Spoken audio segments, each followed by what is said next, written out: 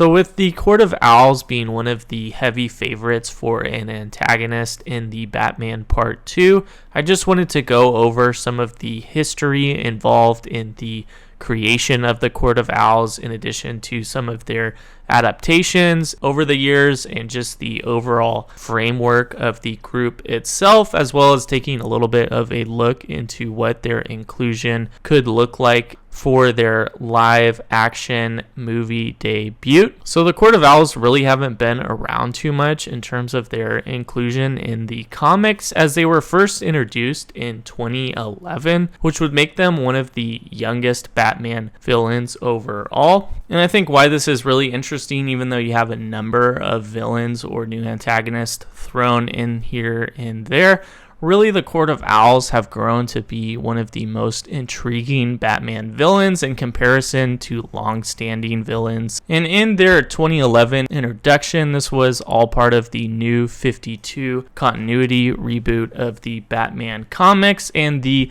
idea of the Court of Owls was created by Scott Snyder, and then you have Greg Capullo doing all of the artwork.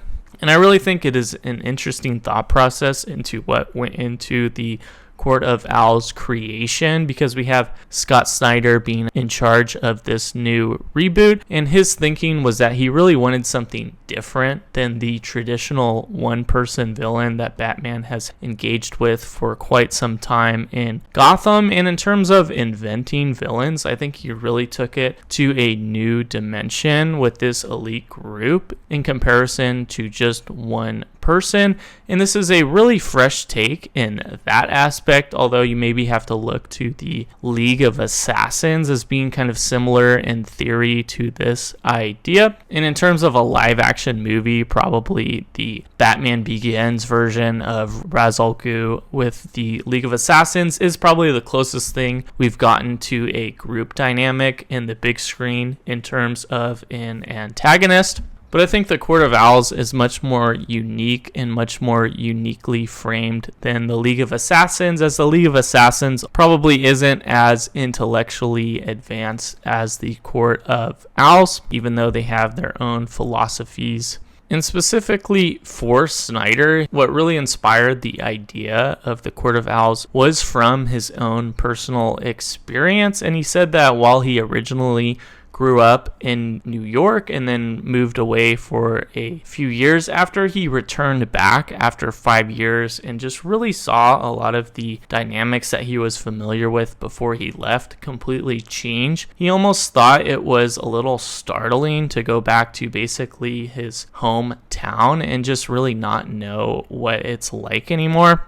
And this kind of destabilizing feeling is what really inspired him to create that same feeling and dynamic for both Batman's understanding of Gotham and that being corresponded with the reader as well. So this is what he really incorporated into a new Batman villain. And I think why this really does work is because for Batman, or even as a reader, the understanding of Gotham really just had the rug pulled from beneath it, and you almost have to unlearn everything that you've known or what's been established for Gotham's history after discovering the Court of Owls. So I really think their inclusion and discovery changes everything. But you also have to look to an unused concept for one of the original Batman movies. This would be back in the Tim Burton age, what the original script was pitched for the Batman 2. This was the 1990 version that would have been written by Sam Hams. This did get thrown out and was pretty much a rejected script, but the original script and concept included a group of wealthy families in Gotham, and they were known as the Raven Society. Just the idea of a more secret or elite society in Gotham was more of an unused concept that maybe was recycled a little bit with the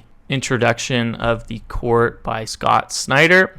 But I do think that the court is a much more advanced antagonist than what the Raven Society would have been, and I do think that the whole idea of owls is just a lot better to the more night-fitting theme of Batman than ravens, even though there's a lot of birds involved in this universe. So you really just have their first appearance in the 2011 comic, and then you would have just a handful of other comics that would continue the Court of Owls storyline, and then you would go to their on-screen debut in the Batman vs. Robin animated film. And I would say in just really a short amount of time, the Court of Owls instantly became a hit among fans. And you even already do have their live action debut in terms of the Gotham show. You have a couple indirect allusions to them in the first 2 seasons, but I would say in season 3 is really where they make their mark. And then you have a few more comics and other storylines progressing the Court of Owls since then, but I would say the Court of Owls are really entering the big screen currently, especially with their inclusion in the Gotham Knights storyline. Even though it being a video game, you still have a lot of interesting cutscenes with the Court of Owls here, even though they are a little bit underwhelming in terms of the overall plot. But I do think you have a lot of interesting visual dynamics for what the Court of Owls could really look like on the big screen. And you also have the Gotham Knights show, which shares the same name but isn't connected to the video game here. But I really think that the Court of Owls would be an interesting focus for a Batman Part 2 movie, and I really think they have a lot of interesting things that makes this secret society intriguing. If we're looking at just how they operate, I think their use of architecture to really remain hidden in Gotham is one of those unique layers of them. And then on top of that, you also have the Talons to enforce the court's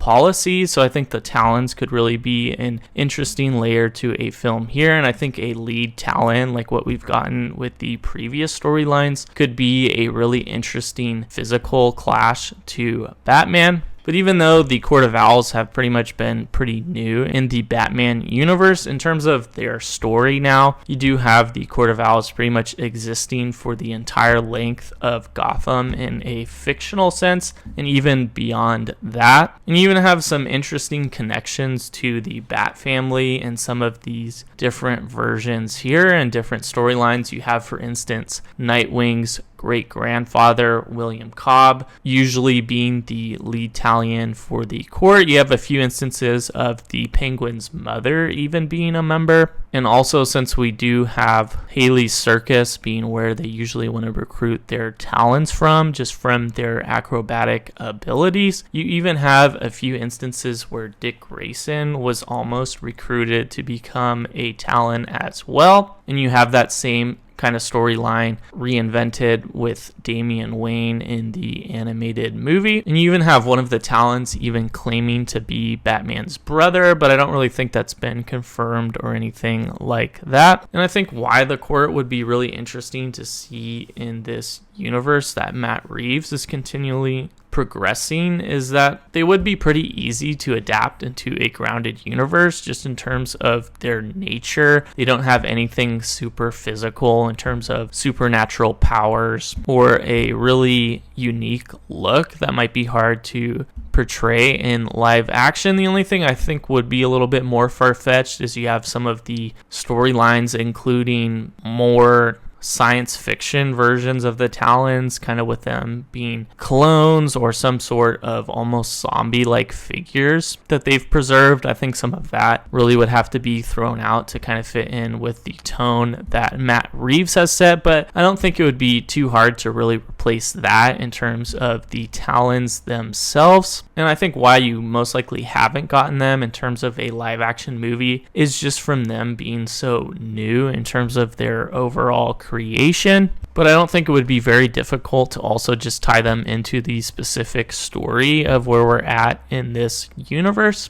And I would say just looking at previous examples of the Court of Owls, you do have Carmine Falcone often being a partner of the Court of Owls, so that could easily be a perfect bridge to now pivot to the Court of Owls in the second or even third movie for this trilogy. And you even have the specific line of Carmine just before his death in the first movie being, "Whatever I've done, it's all going with me." So that, of course, could also just include his connections to the Court of Owls. And it's also possible that a lot of other characters in this universe, whether it be police officers or the politician that the Penguin is now being connected with, that they are all part of the court. And I think it would be really interesting to see the unique visual cues that we could get of the Court of Owls in the cinematography that's really been excellent in this universe so far. So maybe we could see the first bits of the Court of Owls and maybe a trailer or something like that. Or maybe this is something that they're waning more towards the end of the trilogy to kind of finish on the Court of Owls, and I think that would be a great choice as well. It's possible they might not make it into this, or maybe they'll go a different direction in terms of an antagonist, but I definitely think sooner rather than later we're going to get the Court of Owls in a Batman live action movie, and I think that will be really interesting. But feel free to let me know your thoughts on the court overall. Really appreciate you watching, and I'll see you later.